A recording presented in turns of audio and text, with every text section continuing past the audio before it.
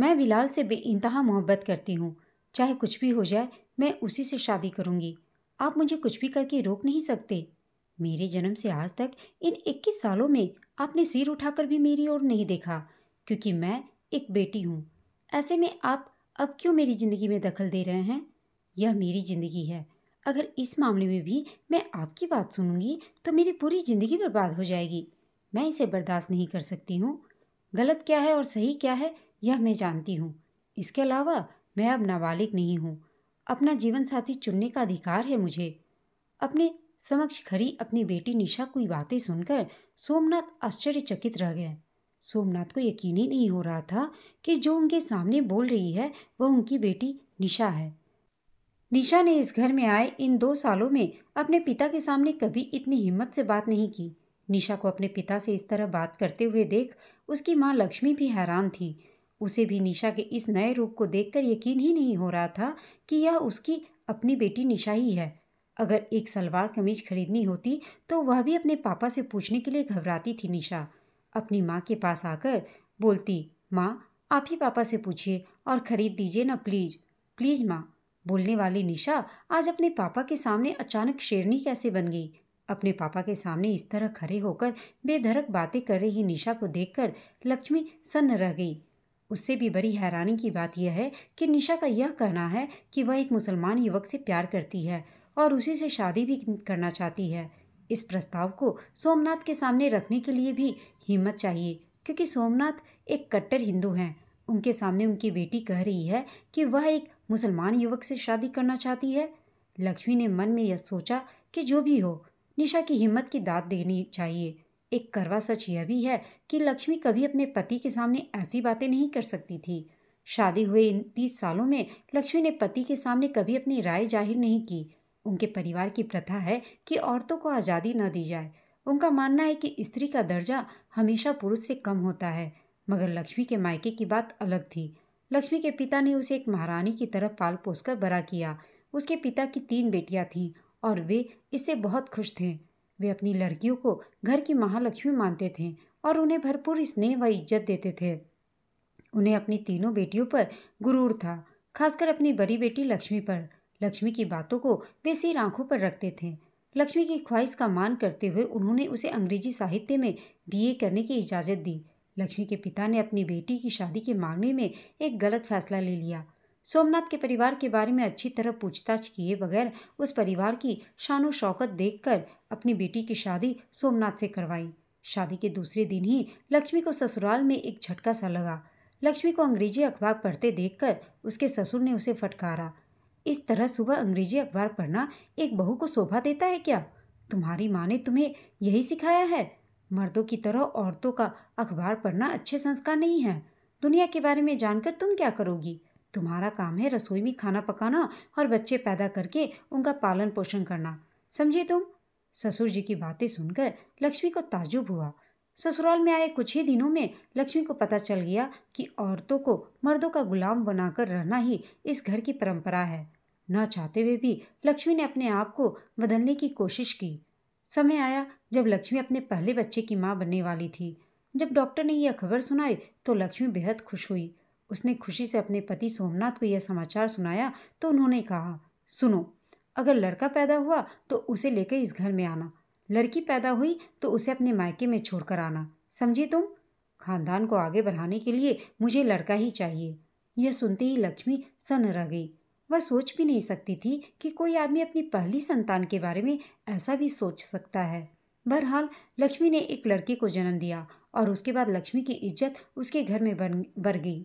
इसका कारण यह था कि लक्ष्मी की दोनों जेठानियां अपनी पहली संतान लड़की होने के कारण उन्हें अपने मायके में ही छोड़कर आना था।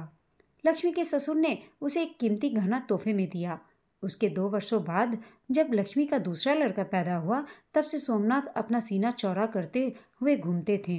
लक्ष्मी के कई बार मना करने के बावजूद उसके दोनों बेटों संदीप और सुदीप को उसके पति और ससुर ने लाड प्यार देकर बिगाड़ दिया। अगर लक्ष्मी बीच में बोली तो ये दोनों लड़के हैं, शेर हैं मेरे बच्चे, उन्हें पढ़ने की कोई ज़रूरत नहीं, कुछ भी करके ज़िंदगी में सफल हो जाएंगे, कहकर लक्ष्मी के दोनों बेटों को पूरी तरह बिगाड़ दिया था सोमनाथ ने। लक्ष्मी बेबस होकर देखती रह गई। इतने में लक्ष्मी तीसरी बार गर्भवती हुई। सोमनाथ तो बड़े गुरूर से कहता रहा, यह भी बेटा ही होगा लक्ष्मी। सोमनाथ की इस बेवकूफ़ी को देखकर लक्ष्मी को समझ में ही नहीं आया कि वह रोए या हंसे। मगर इस बार लक्ष्मी ने एक खूबसूरत बेटी पैदा हुई। लक्ष्मी ने अपनी नन्ही सी परी को अपने सीने से लगा लिया। जब सोमनाथ को यह खबर मिली कि लक्ष्मी ने एक लड़की को जन्म दिया है तो वे गुस्से से पागल हो गए। बच्ची को देखने के लिए भी नहीं आए और ऊपर से उन्होंने चिट्ठी लिखी कि घर वापस आते समय बेटी को मायके में छोड़कर आना। अगर वहां भी बच्ची को पालना नहीं चाहे कोई तो उसे किसी अनाथ आश्रम में दाखिल करवा देना। लक्ष्मी अपनी बच्ची को अपनी छोटी बहन के हवाले कर अपने पति के घर वापस आ गई। लक्ष्मी की बहन के 2 बेटे थे, इसलिए उसने खुशी खुशी लक्ष्मी की बेटी की परवरिश करने की जिम्मेदारी अपने ऊपर ले ली। लक्ष्मी की छोटी बहन ने उस प्यारी सी बच्ची का नाम निशा रखा। लक्ष्मी के बेटे संदीप और सुदीप दोनों अव्वल नंबर के निकम्मे, बदतमीज और बदचलन बने। 10वीं कक्षा में दोनों फेल हो गए और लफंगों की तरह इधर उधर घूमने लगे। लाख कोशिशों के बावजूद लक्ष्मी अपने बेटी को अच्छे संस्कार नहीं दे पाई। संदीप और सुदीप दोनों गैर कानूनी काम करके 2 बार जेल भी जा चुके थे। लक्ष्मी ने अपनी बहन की चिट्ठी से यह जान लिया था कि निशा पढ़ाई में हमेशा अव्वल रहती है और अच्छे संस्कारों से आगे बढ़ रही है। लक्ष्मी को इतनी कठिनाइयों के बीच इसी समाचार ने खुश रखा, मगर वह खुशी बहुत दिनों तक नहीं टिकी। लक्ष्मी की छोटी बहन, जिसे कोई बीमारी नहीं थी, अचानक दिल का दौरा पड़ा और 4 दिन अस्पताल में रहने के बाद चल बसी। उसके पति ने सोचा कि एक 21 साल की लड़की को बिन माँ के पालना खुद से नहीं होगा, इसलिए निशा को लक्ष्मी के पास छोड़ने का फैसला लिया। उस वक्त निशा फैशन टेक्नोलॉजी का कोर्स कर रही थी और वह अपनी पढ़ाई जारी रखना चाहती थी। पहले तो सोमनाथ ने निशा को फैशन टेक्नोलॉजी की पढ़ाई करने की इजाज़त देने से सख्त मना कर दिया, लेकिन लक्ष्मी ने उससे गुजारिश की। कोर्स को ख़त्म होने के में अब सिर्फ 1 ही साल बाकी है, उसी बीच में रोकना ठीक नहीं है। उसे पूरा करने दीजिए, मैं आपके पैर पड़ती हूँ। बहुत सोचने के बाद आखिरकार सोमनाथ ने निशा को कॉलेज भेजने के लिए मंजूरी दे दी। निशा को यह सब बड़ा अजीब सा लगा। एक तो पहली बार वह अभी अपनी 21 साल की उम्र में अपने जन्मदाता माँ बाप से मिल रही थी। दूसरी बात, जिस माहौल में वह भरी हुई थी वहाँ इस तरह औरतें अपने पति के सामने झोली फैलाकर नहीं खड़ी होती थी। दोनों को वहाँ पर बराबर का सम्मान दिया जाता था। लक्ष्मी ने भी अपनी बेटी के प्रति अपना प्यार नहीं जताया। उसके मन में एक ही विचार था कि पढ़ाई खत्म होते ही निशा का ब्याह एक ऐसे घर में हो जहाँ औरतों को इज्जत दी जाए। बेटी की शादी में पिता की उपस्थिति जरूरी है, इसलिए लक्ष्मी अपने पति से अपनी बेटी के बारे में कोई भी बहस नहीं करना चाहती थी और सोमनाथ की हर बात मानती थी। सोमनाथ की देखा देखी उनके दोनों बेटे भी औरतों की इज्जत नहीं करते थे। दोनों मिलकर अक्सर निशा को नीचा दिखाने की कोशिश में लगे रहते। बचपन से लाड प्यार और इज्जत से पली निशा को इस माहौल में घुटन होने लगी। उसे इस बात का बहुत अफसोस था कि उसकी माँ ने भी अपना प्यार जाहिर नहीं किया। इसी बीच निशा के कॉलेज में वार्षिक महोत्सव हुआ और तभी पहली बार उसकी मुलाकात बिलाल से हुई। उस उत्सव में भाग लेने के लिए कई कॉलेजों से बहुत सारे छात्र आए हुए थे।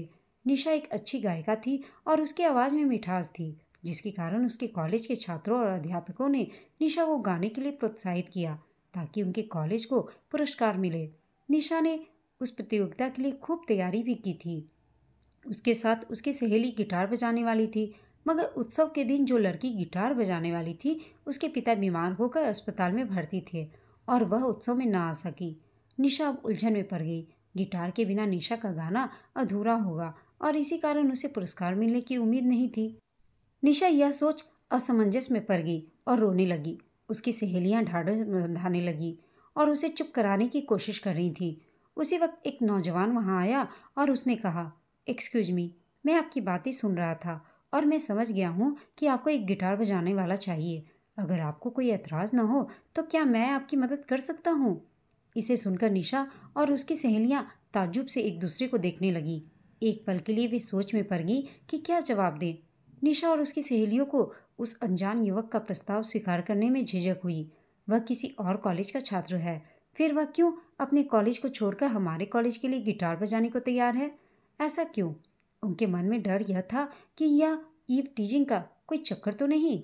उस युवक ने हंसते हुए कहा, मैं एक अच्छा गिटारिस्ट हूँ, इसलिए मैंने सोचा कि मैं आपकी मदद कर दूँ।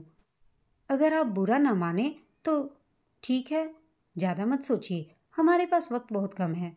उसकी गंभीरता देखकर निशा और उसकी सहेलियां उस लड़के की मदद लेने के लिए तैयार हो गई। उस लड़के ने तुरंत अपने दोस्त से गिटार लेकर निशा के साथ मिलकर 2 बार रिहर्सल किया। निशा ने देखा कि वह उसके साथ बड़ी तमीज के साथ बातें कर रहा था और बहुत ही मृदुभाषी था। निशा इस स्पर्धा को लेकर बहुत परेशान थी और इस हड़बड़ी में उसने उस लड़के का नाम तक नहीं पूछा। जब उनकी बारी आई तो दोनों मंच पर आए। निशा अपने आप को भूलकर अपने गाने में मंत्रमुग्ध हो गई और उसे पुरस्कार भी मिला। पुरस्कार लेते समय निशा उस लड़के को भी अपने साथ मंच पर ले गई। विदाई के समय उस लड़के ने निशा को अपना नाम बताया। मेरा नाम बिलाल है, मैं अंग्रेजी साहित्य में एमए कर रहा हूँ। आप मेरा मोबाइल नंबर सेव कर लीजिए। अगर आपको कोई परेशानी ना हो तो हम फ़ोन पर बात कर सकते हैं और दोस्ती को आगे कायम रख सकते हैं। निशा ने एक मीठी सी मुस्कान के साथ बात कर रहे बिलाल की ओर देखा। निशा ने पहली बार बिलाल को गौर से देखा। 6 फुट का कद, चौड़े कंधे, गेहुआ रंग, भरी भरी आंखें और चौड़ा माथा तथा उसके चेहरे पर झलक रही एक मधुर मुस्कान। निशा को लगा कि सच में बिलाल एक आकर्षक युवक है। इसके अलावा लड़कियों के प्रति उसका बर्ताव निशा को बेहद पसंद आया। उस घटना के बाद दोनों अक्सर फोन पर बातें करते थे। बिलाल की आवाज़ में भी एक अनोखा जादू था। बड़े अदब से बात करने वाला उसका अंदाज निशा को उसकी ओर खींचने लगा। कई बार फ़ोन पर बात होने के बाद दोनों ने एक कॉफ़ी शॉप में मिलने का फ़ैसला लिया। बिलाल एक बड़ी सी गाड़ी में आया। फ़ोन पर इतनी बातें करते वक्त कभी अपनी हैसियत के बारे में उसने कुछ भी नहीं बताया। अब भी बड़ी नम्रता से कहा, वापस जाते समय आपको मोटर बाइक में छोड़ना अच्छा नहीं लगेगा, इसलिए गाड़ी लेकर आया हूँ। उसकी आवाज़ में जरा भी घमंड नहीं था। बिलाल ने अपने परिवार के बारे में सब कुछ निशा को बताया। उसने बताया कि लखनऊ की मशहूर कपड़े की दुकान जमाल एंड सन्स के मालिक हैं उसके पिता, और उसकी माँ घर पर ही बुटीक चलाती हैं जहाँ वे डिजाइनर साड़ियाँ तैयार कर उन्हें बेचती हैं। उसके बड़े भाई पिता के साथ कारोबार संभालते हैं और एक छोटी बहन कॉलेज में पढ़ती है। यह सुनती रही निशा बिलाल को अपने परिवार के बारे में क्या बताए सोचने लगी। अपने पिता या अपने भाइयों की झूठी तारीफ करने के बजाय वह चुप रही। दोनों के बीच गहरी दोस्ती हो गई। एक दिन बिलाल ने कॉफ़ी शॉप में कॉफ़ी पीते समय कहा, निशा, मुझे बातें घुमाना नहीं आता। मैं आपसे बेहद प्यार करता हूँ और आपसे शादी करना चाहता हूँ। क्या आपको मेरा प्यार कबूल है? यह बात सुनकर निशा को एक झटका सा लगा, क्योंकि वह बिलाल को दोस्त ही मानती रही और कभी भी उसने उसे उस नज़रिए से नहीं देखा था। इसके अलावा निशा ने सोचा कि दोनों के बीच मजहब की दीवार है और यह शादी कैसे हो सकती है। बिलाल ने कहा, मैं जानता हूँ कि हमारा मजहब अलग है, मगर वह हमारे बीच नहीं आ सकता। आपको जल्दबाजी में फ़ैसला लेने की कोई ज़रूरत नहीं। आप मेरे बारे में और हमारे रिश्ते के बारे में आराम से ठंडे दिमाग से सोचिए। आप मुझसे शादी न करना चाहें तो भी मैं आपसे दोस्ती को बरकरार रखना चाहता हूँ। निशा इस प्रस्ताव के लिए बिल्कुल तैयार नहीं थी। वह गहरी सोच में पड़ गई।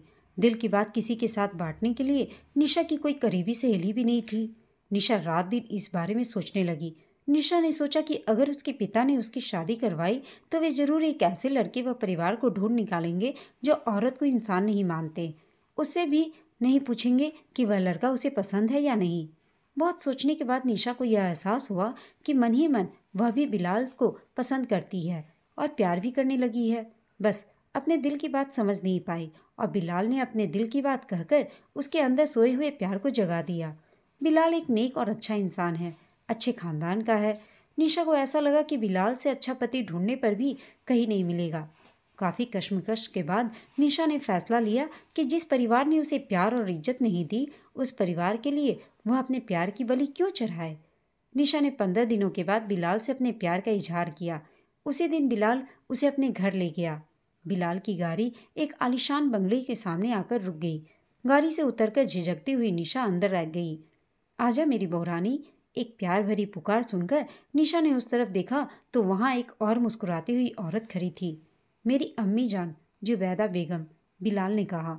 और वहाँ 2 और औरतें खड़ी थीं और उनमें से एक औरत को मेरी भाभी जान जीनत और सूट पहने एक लड़की को मेरी छोटी व इकलौती बहन शबनम, कॉलेज में पढ़ रही है, कहकर बिलाल ने सबसे निशा को परिचय करवाया। निशा ने अपने संस्कार के अनुसार बिलाल की माँ के पैर छुए, मगर बिलाल की माँ ने निशा को उठाकर अपने सीने से लगाया और कहा, नहीं मेरी बेटी, तुम्हारी जगह यहाँ नहीं बल्कि यहाँ मेरे दिल में है। आकर यहाँ आराम से बैठो। डर क्यों रही हो? मैं भी एक माँ हूँ। यह सुनते ही निशा का मनोबल बढ़ गया। ऐसे में शबनम बोली, अरे मेरी नई भाभी, आप क्यों इतने टेंशन में हैं? अपनी टेंशन कम करने के लिए यह ठंडा पानी पीजिए। निशा ने भी हंसते हुए उससे पानी का गिलास ले लिया। इसी दौरान उस घर की बहू जीनत एक प्लेट में कुछ मिठाई और नमकीन लेकर आई। लीजिए मेरी नई देवरानी जी, इसे खाइए। इतने में बिलाल के बड़े भाई और पापा आ गए। बिलाल ने अपने पिताजी से निशा का परिचय करवाया। उसकी आवाज़ में डर बिल्कुल नहीं था। उसने प्यार और इज्जत के साथ अपने पिताजी से बात की। अबू जान, मैंने आपसे कहा था ना कि मैं एक लड़की से प्यार करता हूँ। यही वह लड़की है, निशा। बिलाल की बातें सुनते ही बिलाल के पिताजी ने मुस्कुराते हुए निशा के पास आकर कहा, हमेशा खुश रहो बेटी। बिलाल को अपने पिता से बातें करते हुए देखकर निशा को ऐसा लगा कि बाप बेटे नहीं बल्कि दो भाई आपस में बातें कर रहे हैं। फिर बिलाल ने अपने भाई को निशा से मिलवाया। अपने भाई से एक दोस्त की तरह पेश आया बिलाल। बिलाल के परिवार से मिलने के बाद निशा ने फैसला कर लिया कि चाहे जो भी हो, बिलाल से शादी करने के अपने फैसले से वह पीछे नहीं हटेगी। अपने पिता से भी उसने हिम्मत जुटाकर कहा, पिताजी, मैं 21 साल की हूँ। अपनी ज़िंदगी का अहम फैसला लेने की उम्र है मेरी। अगर आप अपने बेटों के साथ मेरे रास्ते में अड़चन डालेंगे तो मजबूरन मुझे कानून की मदद लेनी पड़ेगी। मैं आगे आने वाली किसी भी मुसीबत का सामना करने के लिए तैयार हूँ और मैं अपने फैसले पर अटल हूँ। निशा की दृढ़ता देखकर सोमनाथ ने अपना निर्णय सुनाया। मुझे तुम्हारी कोई परवाह नहीं निशा। तुम जियो या मरो, मुझे कोई फर्क नहीं पड़ता। मगर एक बात कान खोलकर सुन लो, अगर तुम्हारी शादीशुदा जिंदगी में कोई समस्या आए तो मायका समझकर इस घर में कदम रखने के बारे में सोचना भी मत। याद रहे, मेरे लिए तुम मर चुकी हो। सोमनाथ ने एक बाप की तरह नहीं बल्कि किसी दुश्मन की तरह निशा के साथ व्यवहार किया। बिलाल और निशा की शादी हुई लगभग 2 महीने बीत गए। शादी के दिन निशा ने बिलाल से कहा, बिलाल, यह मेरी जिंदगी का बहुत बड़ा फैसला है। अगर कुछ गलती हो जाए तो सिर छिपाने के लिए मेरे पास मेरा मायका भी नहीं है। बिलाल ने उसका हाथ पकड़कर कहा, निशा, हमारे घर में तुम्हें इतना प्यार मिलेगा कि तुम्हें अपने मायके की याद कभी नहीं आएगी। यह मेरा वादा है तुमसे। निशा ने सोचा था कि बिलाल के घर वाले उन दोनों की शादी इस्लामिक तौर तरीके से करेंगे, मगर शादी के 2 दिन पहले ही बिलाल के माँ और पापा ने निशा से इस बारे में बात की। उन्होंने कहा, तुमने मेरे बेटे से प्यार किया है और शादी भी करने वाली हो। इस वजह से तुम्हारे ऊपर हम अपना मजहब नहीं थोपना चाहते। दबाव में पड़कर एक मजहब को कोई अपना नहीं सकता। इसलिए अब तुम दोनों को कानूनी तौर से कोर्ट मैरिज करवा देंगे। तुम हमारे साथ रहकर हमारे मजहब और रीति रिवाज को जान लो। जब तुम्हारा मन पूरी तरह से इस्लाम को कबूल करना चाहे तब तुम अपना मजहब बदलना, लेकिन इसकी कोई हड़बड़ी नहीं। यह सुनते ही निशा को राहत मिली और उसने अपनी सास को गले से लगा लिया। उस घर का माहौल निशा को बहुत पसंद आया। निशा को ऐसा लगा कि उस घर के कोने कोने में प्यार ही प्यार है। कोई भी किसी से बुरा सलूक नहीं करता और ऊंची आवाज में भी नहीं बोलता था। खासकर अपनी सास के प्यार से वह फूली ना समाई। बिलाल की माँ अपनी दोनों बहुओं को अपनी बेटी की तरह प्यार और सम्मान देती थी। बिलाल की माँ को सिलाई व कढ़ाई में ज़्यादा दिलचस्पी थी। वे उस बंगले के बाहर वाले एक कमरे में अपनी डिजाइनर साड़ियों का बुटीक चला रही थी। निशा ने फैशन डिजाइनिंग का कोर्स किया था, इसलिए वह भी अपनी सास के साथ साड़ियाँ तैयार करने लगी और बुटीक में जाकर वहाँ भी काम संभालने लगी। एक दिन जब निशा अपनी सास के साथ बुटीक में बैठी थी, उस वक्त एक छोटा सा पत्थर आकर गिरा। उस पत्थर से बुटीक का एक शीशा टूट गया। सास बहू हैरान हो गई। इतने में और भी बहुत सारे पत्थर आकर गिरे। दोनों ने बाहर आकर देखा तो वहाँ निशा के दोनों भाई खड़े थे। उन्हें देखते ही निशा को यह आभास हुआ कि यह हरकत इन दोनों का ही है। इस हरकत से निशा को बहुत शर्मिंदगी महसूस हुई। इसके बाद निशा के दोनों भाई सड़क पर खड़े होकर बहन को गाली देने लगे। यही है वह औरत जिसने एक मुसलमान से शादी की, बेशर्म कहीं की। ऐसा कहकर निशा के भाई निशा का अपमान करने लगे। यह सुनकर निशा शर्म से पानी पानी हो गई। निशा अपना सिर पकड़कर बैठ गई। निशा इस सोच में पड़ गई कि इस मामले को कैसे सुलझाए। निशा को पता था कि उसके भाई लखनऊ शहर के बहुत बड़े गुंडे हैं और 2-3 बार जेल की हवा भी खा चुके हैं। उनके पिताजी ने उन्हें जेल से छुड़वाया और जब निशा की माँ ने कुछ पूछने की कोशिश की तो सोमनाथ ने बात काट कर कहा, तुम औरत हो, यह मामला मर्दों का है और मेरे बेटों ने मर्दों जैसा काम किया है, इसलिए तुम बीच में मत बोलो। लक्ष्मी को चुप करा दिया गया। यह बोलकर आज उन दोनों भाइयों ने निशा के ससुराल वालों के सामने आकर अपनी गुंडागर्दी दिखाई। इतने में 4 से 5 छोटे छोटे पत्थर और आकर गिरे और उनमें से एक पत्थर निशा की सास के माथे पर भी लग गई और उन्हें चोट लग गई। यह सब देख निशा को बर्दाश्त नहीं हुआ। उसने तुरंत पुलिस को फ़ोन किया और अपने दोनों भाइयों को अरेस्ट करवाया। साथ ही पुलिस में एक एप्लीकेशन भी दिया कि मेरे परिवार वाले मेरे घर में आकर दखलंदाजी करते हैं और ससुराल में मेरा जीना मुश्किल कर रहे हैं। निशा के पिता ने तो ऐसा सोचा भी नहीं था कि निशा की इतनी हिम्मत होगी कि वह पुलिस में भी रिपोर्ट करा देगी। लेकिन फिर भी रिपोर्ट करने के बाद पुलिस आकर सोमनाथ और उसके परिवार को समझाया कि आज के बाद वो निशा के मामले में कोई भी दखलंदाजी नहीं करेंगे। उसके बाद से तो सोमनाथ ने और उनके बेटों ने कभी भी निशा की ज़िंदगी में दखल नहीं दिया। लेकिन हाँ, निशा अपनी माँ से हमेशा मिलती रहती थी और उसे समझाती थी कि माँ, अब तुम्हें भी अपने लिए आवाज़ उठाना चाहिए। दोस्तों, आपको यह कहानी कैसी लगी कमेंट करके बताइएगा। साथ ही कहानी अच्छी लगी हो तो इसे लाइक, शेयर और चैनल को सब्सक्राइब अवश्य कीजिएगा। कहानी सुनने के लिए आप सबका धन्यवाद।